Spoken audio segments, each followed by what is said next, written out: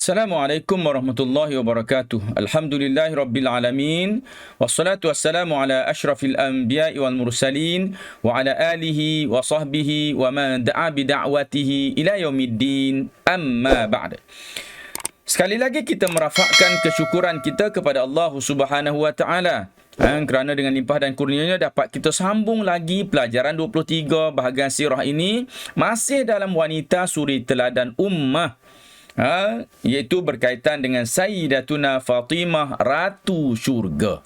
Kali ini kita akan berbicara berkaitan dengan Sayyidatuna Fatimah, Ratu Syurga, itu anak kepada baginda Rasulullah sallallahu alaihi wasallam.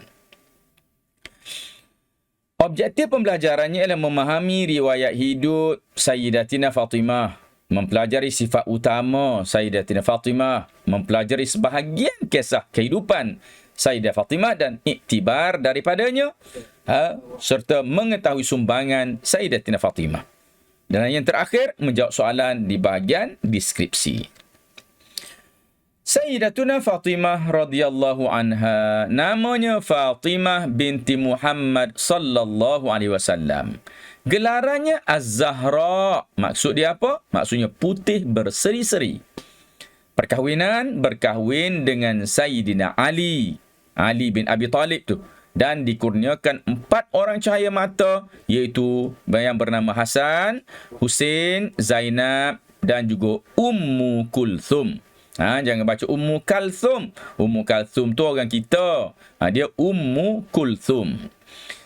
Kedudukan dalam keluarga, dia merupakan puteri bongsu Rasulullah sallallahu alaihi wasallam. Keislaman, kanak-kanak perempuan pertama menerima Islam. Kanak-kanak perempuan pertama terima Islam ialah Sayyidatina Fatimah. Kanak-kanak lelaki pertama ialah suaminya Ali bin Abi Talib. Wafatnya 6 bulan selepas kewafatan Rasulullah, iaitu ketika berumur 28 tahun. Maknanya meninggal dunia dalam usia yang sangat muda. Baik, sifat utama, kasih dan taat kepada ayahanda.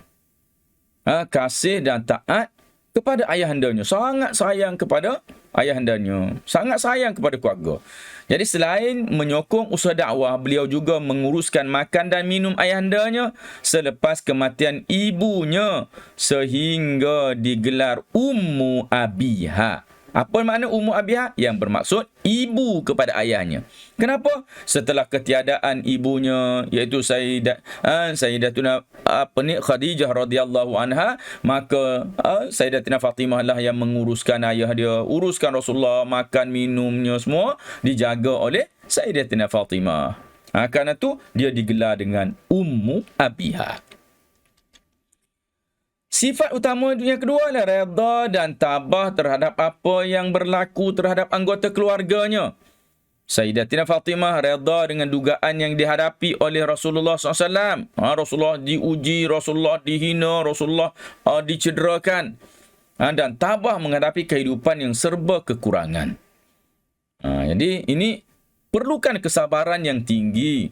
Kenapa? Berada dalam tekanan ayah yang yang disisihkan oleh kaumnya sendiri dan cuba dianiaya setiap masa. Jadi ini merupakan pengorbanan seorang anak. Sayyidatina Fatimah ini mempunyai kesabaran yang begitu tinggi, redha yang begitu tinggi menghadapi apa yang dihadapi oleh ayahandanya itu.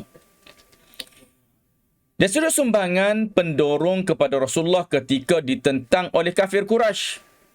Mendorong, memberi sokongan kepada Rasulullah. Yang kedua, mengambil berat terhadap ayahandanya dengan memberi khidmat bakti dalam menyediakan keperluan harian. Jaga makan, minum, pakai Rasulullah SAW.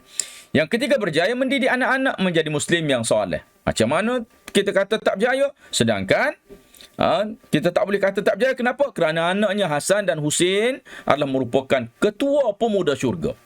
Ini menunjukkan kehebatan seorang ibu dalam mendidik anaknya menjadi anak yang benar-benar beriman kepada Allah Subhanahu wa taala. Kita lihat dalam sifat utama yang ada padanya, mencintai keluarga. Macam mana gambaran kecintaan Sayyidatina Fatimah ini kepada keluarganya, diriwayatkan bahawa beliau menangis apabila kakaknya Ruqayyah berkahwin dan mengikut suaminya. Apabila ditanya oleh ibunya, beliau menjawab, "Jangan engkau biarkan seorang pun membawaku darimu dan ayahku. Sesungguhnya aku tidak mampu berpisah dengan ayah dan ibu." Maka si ibu yang bijak ini menjawab, "Engkau tidak akan meninggalkan kami, melainkan jika engkau mahu." Jadi ini jawapan yang memberikan ketenangan kepada anak yang sangat sayangkan ibu dan bapanya. Kita lihat pula proses peminangan anak perempuan yang baik, yang beriman, yang cantik. Pasti ramai orang suka untuk dijadikan isteri. Berhijrah ke Madinah ketika berumur 18 tahun. Dan dipinang oleh Sayyidina Abu Bakar As-Siddiq dan juga Umar Al-Khattab, tetapi ditolak dengan sangat baik oleh Rasulullah sallallahu alaihi wasallam. Baik. Di sini perlu kita faham bahawa pertamanya berhijrah ketika berumur 18 tahun. Biasanya kebiasaan masyarakat Arab dah kahwin dah 18 tahun ni. Belum sampai 18 tahun dah kahwin dah. Awal-awal lagi 10 tahun, 11, 12 tahun, 15 tahun dah kahwin. Dia dah sampai 18 tahun belum berkahwin. Kenapa? Kerana orang sekitar segan nak minta, segan nak meminang. Sayyidatina Fatimah ini kenapa? Melihat kepada peranannya yang begitu besar dalam menjaga ayah dia. Kalau dipinang dan berkahwin, siapa nak jaga ayah dia? Maka tak ada siapa pun yang tergamak untuk meminang Sayyidatina Fatimah. Percaya kalau pinang masa tu pun dia tak terima juga. Sebab apa? Kecintaannya untuk menjaga ayahnya sendiri.